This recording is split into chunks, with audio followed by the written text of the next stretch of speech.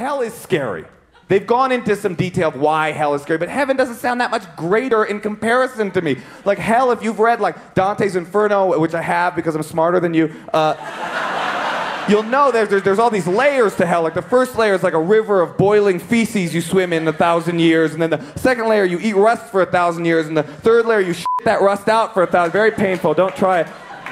So you're like, well, what's the other side? What's the other side of that? It's like, well, we haven't really. There's a harp. That's as much as we know.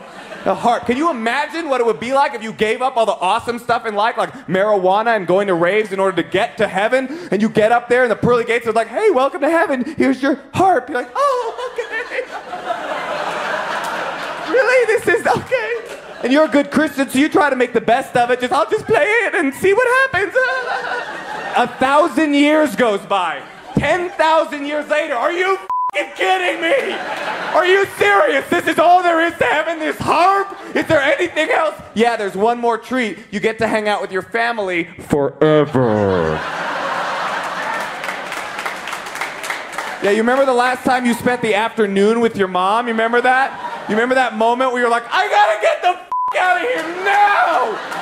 That's when forever begins, right there in that moment with your mom on the cloud next to you complaining about your harp skills and how nobody wants to hear you play harp anyway. You're not that good at harp. Nobody wants to hear you telling jokes.